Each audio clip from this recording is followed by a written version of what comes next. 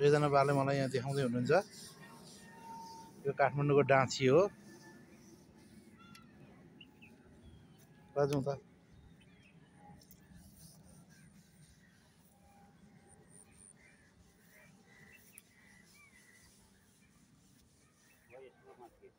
कुनमा फिट्छ रे? ए त्यो ड्रममा फिट्ने? त्यो फिट्ने अनि फिटिसकेपछि के गर्ने? फिटेपछि यसमा लाउने। यसमा कसरी लाउने? अहिले म देखाउँछु। मेरो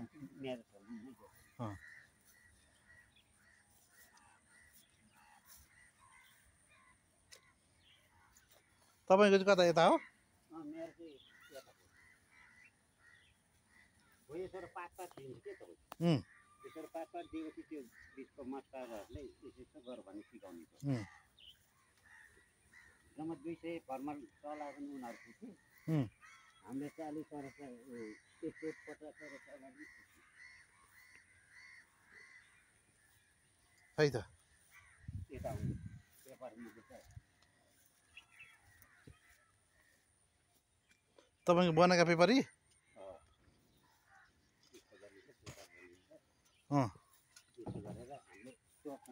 यो चाहिँ फर्मा रहेछ। यस्तो फर्मा यो टोक हो। यो टोका यसरी हालेर यसरी पानीमा गोल्ने। यसरी पानीमा घोल्ने। घोलिसकेपछि घोलिसकेपछि यस्तो गरेपछि हामीले यस्तो गरेर लाउने त। अनि ठ्याक्क यसरी लगाएपछि लाएर हेर्नु त। यसरी लगाएपछि यसरी हेर्नुहोस्। यसरी लगाएपछि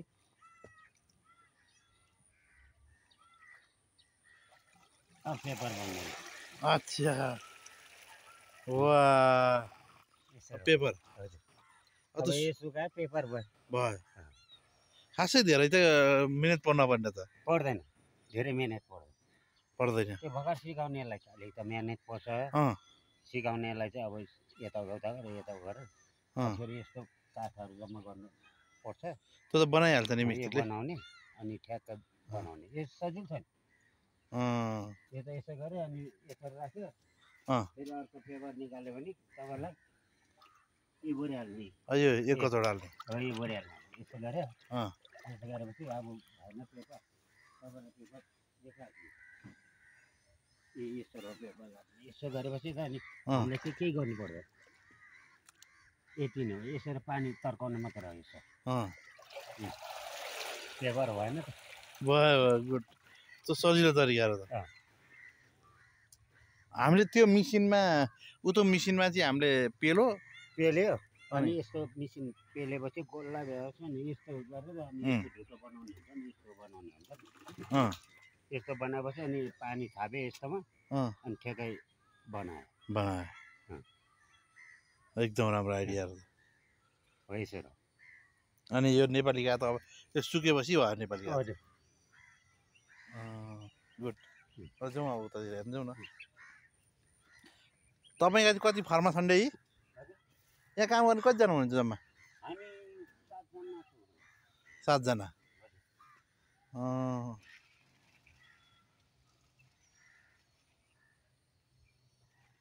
यो कति बाई कतिको हुन्छ यो चाहिँ? यो 18 बाई 12 को हो क्या यो? 18-12 को। 18-12 को। ठ्याक्कै चिनिहालेँ। 18-12 को बनाएपछि तपाईँ हामीलाई केही फरक पर्दैन। ठिक छ।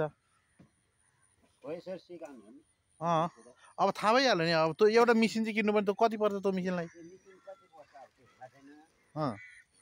त्यो मिसिन किनेपछि पेल्नु र किनेर फेरि सिक्नुपर्छ।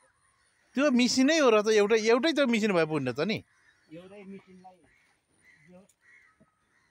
50-60 जनाले भ्याउँछ। त्यही 2-3 लाख पर्ला। धेर पर्दाखेरि त्यस्तै पर्छ। त्यही एउटा मिसिन त रहेछ नि। एउटा मिसिन। अरू त के छ र यो सबै? यो सबै अब यसमा फिट भइरहेको छ। यो चाहिँ सबै त्यो लोक्तो होइन? अनि त्यो बाबियो लोक्तो र अनि लोगतो बाबियो अनि अरू के? अर्गेली।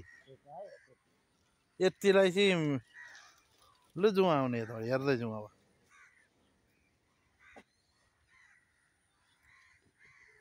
खेतको गरामा तट्टसितले होइन?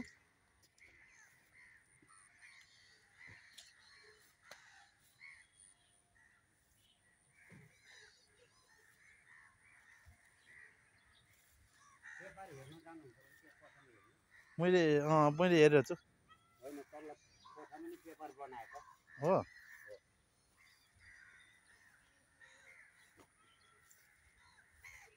त्यो नेपाली काठ कारखानाको आज म भिजिट गरिरहेको घुमिरहेको छु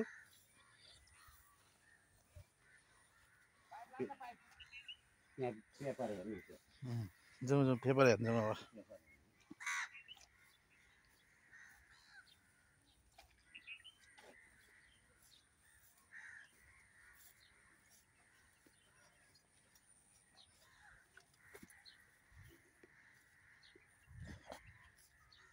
यो पानी चाहिँ यो हिलै हो कि हजुर पानी आएको होला होइन त्यो पानी परेर हिलो भएको नि त यहाँ सुक्खा थियो नि त सुखै हुन्छ होला नि सुक्खा थियो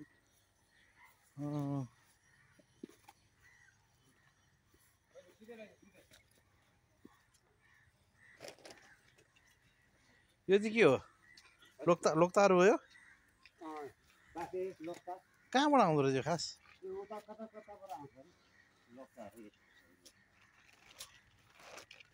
खोल्नु त लोक्तोको बाहिरको ऊ रहेछ क्या होस् होस् नखोल्नु लुगा त ठिक छ त्यसै मैले सो बाप्यो होइन लोक्ताको यस्तो लाग्छ बाफे लोक्तो भनेको यस्तो लाग्छ